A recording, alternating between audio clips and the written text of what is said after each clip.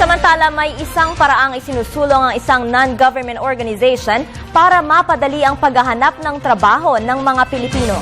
Kung ano ito, babalitaan tayo ni Alvin Baltazar.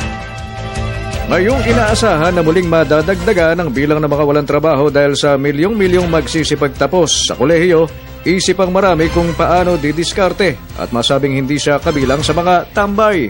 Ang iba, may sipag at tiyaga para magkaroon ng kahit maliit na negosyo pero ang problema, walang puhunan. Sa gitna nito, isang grupo ang nagkaroon ng inisyatibong makatulong sa pagsisikap ng gobyernong makalika ng trabaho.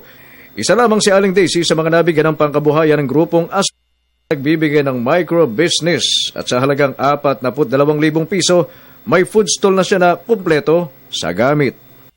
Po kami na kung paano humawak, kung paano maging isang entrepreneur. 42 po ito, 42,000. Kasama na po yung mga gamit na ano. So araw-araw po naguhulog kami ng 228 sa loob po ng 6 months. Kung successful to, ito yung gagawin namin sa Yolanda victims sa Leyte.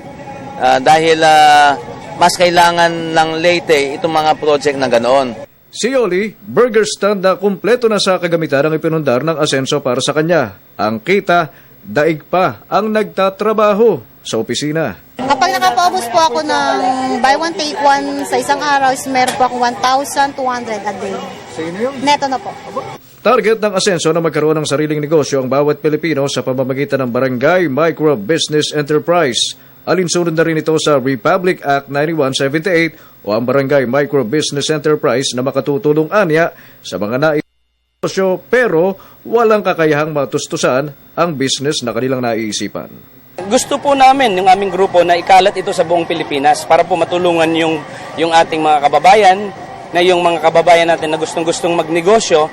Yun ang vision namin. Ang vision namin is to reduce unemployment in the Philippines.